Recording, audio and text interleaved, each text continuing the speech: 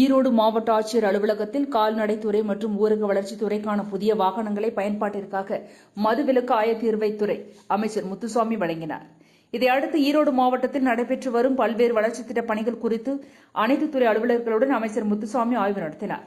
இந்த கூட்டத்திற்கு பிறகு செய்தியாளர்களிடம் பேசிய அமைச்சர் முத்துசாமி, அத்திக்கடவு அவிநாசி திட்டத்தை ஆகஸ்ட் 17ஆம் தேதி முதல்வர் காணொலி மூலம் திட்டம் தொடங்கி வைத்த நிலையில் 21 நாட்கள் நிறைவடைந்தது. இதில் 10 நாட்கள் மட்டுமே உபரி நீர் கிடைத்ததால் 10 நாட்களில் திட்டத்தின் கீழ் 746 குளங்களுக்கு தண்ணீர் சென்றுள்ளது. தண்ணீர் வரும் வரை மீதமுள்ள 299 குளங்களுக்கு கொண்டு சேர்க்க நடவடிக்கை எடுக்கப்படும். 70 நாட்களுக்கு தண்ணீர் கொடுக்கும் போது மீதமுள்ள குளங்களுக்கு கொண்டு சேர்க்க முடியும். கீழ்பவானி வாய்க்கால் உபரி நீரும் வடகிழக்கு பருவமழை பெய்ய இருப்பதாலும் கொண்டு சேர்க்க முடியும் என்று நம்பிக்கை உள்ளதாக கூறினார்.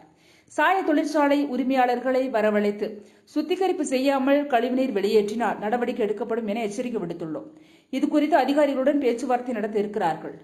நிரந்தரமான தீர்வுக்கான கூட்டத்தில் தெரிவிக்கப்பட்ட கருத்துக்கள் அரசின் கவனத்திற்கு கொண்டு செல்லப்படும் என்றார். இன்னும் 2 வாரங்களில் பெருந்துறை சிப்காட்டில் புதிய சுத்திகரிப்பு நிலையம் அமைப்பதற்கான ஒப்பந்த நடவடிக்கை எடுக்கப்படும். ஒப்பந்த பணிகள் முடிந்த பிறகு விரைவில் கட்டுமான பணிகள் தொடங்க இருக்கிறோம் என்றும், பெருந்துறை சிப்காட் பகுதியில் உள்ள 63,000 டன் திட கழிவுகளில் கடந்த மார்ச் முதல் ஆகஸ்ட் மாதம் வரையில் 8,551 டன் திட கழிவுகள் ராமநாதபுரம் மாவட்டத்தில் உள்ள தொழிற்சாலைக்கு எடுத்துச் செல்லப்பட்டுள்ளதாக அமைச்சர் முத்துசாமி தெரிவித்தார். மாண்புமிகு முதலமைச்சர் அவர்கள் 17/8 திறந்து வைத்ததிலிருந்து இன்றைக்கு வரை 21 நாள். இந்த 21 நாளில் 10 நாள் தண்ணீர் கொடுக்க முடிந்தது. இந்த 10 நாள் மட்டும்தான் நமக்கு உபரி நீர் கிடைத்திருக்கிறது. மற்ற நாட்களில் உபரி நீர் போதிய அளவுக்கு வராத நாள் இருக்கிறது, உபரி நீரே வராத நாளும் இருக்கிறது. எனவே இந்த 21 நாளில் 10 நாள் கொடுக்கப்பட்டிருக்கிறது. இந்த 10 நாளில் கொடுத்த வகையில் பார்க்கிற பொழுது ஏறத்தாழ 746 குளங்களுக்கு, மொத்தமாக 1045 குளங்கள், அதில் 746 குளங்களுக்கு தண்ணீர் போய் சேர்ந்திருக்கிறது. தண்ணீர் வர வர மற்ற குளங்களுக்கும் போய் சேருவதற்கான ஏற்பாடு செய்யப்பட்டிருக்கிறது. மீதம் இருக்கிற 299 குளங்கள் அதற்கும் போவதற்கான ஏற்பாடு செய்யப்பட்டிருக்கிறது. சில இடங்களிலே அந்த தண்ணி லீக்கேஜ் இருக்கிறது. அதை வர வர ஒழுங்கு செய்து கொண்டே வருகிறார்கள். எனவே அந்த பணி முழுமையாக நிறைவடைகிற சூழ்நிலை இருக்கிறது. எனவே தண்ணீர் 70 நாள் அவர்களுக்கு கொடுக்க வேண்டும் என்று திட்டம் இருக்கிறது. அந்த 70 நாள் கொடுக்கிற பொழுது இந்த 145 குளங்களும் நிரப்பப்படுவதற்கான வாய்ப்பு இருக்கிறது.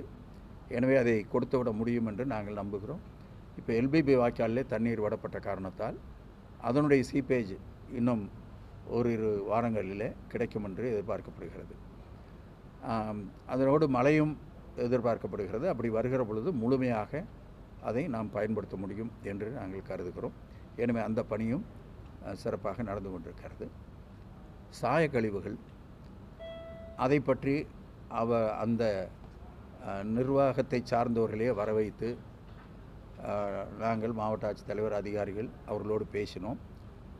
அதில் என்னென்ன சிக்கல் அவர்களுக்கு இருக்கிறது என்பதை அவர்கள் சொல்லி இருக்கிறார்கள். ஆனால் எந்த காரணத்தை கொண்டும் ட்ரீட் பண்ணாத தண்ணியை அவங்க திறந்து விடக்கூடாது. அப்படி விட்டால் அதற்கான கடுமையான நடவடிக்கை எடுக்கப்படும் என்பது ஏற்கனவே நாங்கள் சொல்லியிருக்கிறோம். இன்றைக்கும் அவர்களிடத்திலே நாங்கள் அதை தெரிவித்தோம். அந்த சங்கத்தை சார்ந்தவர்கள் நிச்சயமாக அப்படிப்பட்ட ஒரு நடவடிக்கை இருக்கக்கூடாது என்பதிலே அவர்கள் தெளிவாக இருக்கிறார்கள். எனவே 2 நாளில் சம்பந்தப்பட்ட அதிகாரிகளோடு அவர்கள் பேச இருக்கிறார்கள். இவர் என்ன மாதிரியான நடவடிக்கை எடுக்க வேண்டும், இப்பொழுது தற்காலிகமாக உடனடியாக இந்த பிரச்சனையை தீர்ப்பதற்கு என்ன நடவடிக்கை எடுக்கப்பட வேண்டும் என்பதையும் அவர்கள் பேசுகிறார்கள். நிரந்தரமான தீர்வுக்கும் சில திட்டங்கள் சொல்லப்பட்டிருக்கிறது. அதை பற்றி அரசிலே பேசி அதற்கான நடவடிக்கையை தொடர்ந்து எடுப்பதற்கான ஏற்பாடும் செய்யப்படும்.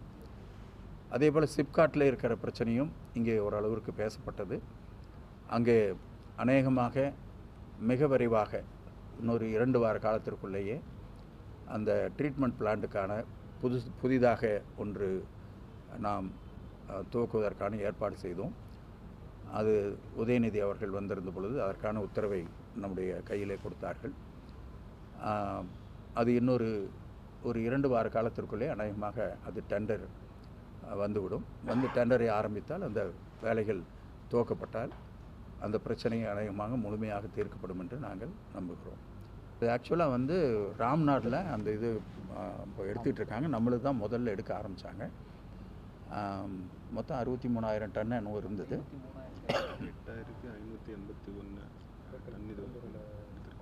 8,551 டன் இப்போ இதுவரையிலும் போயிருக்கு.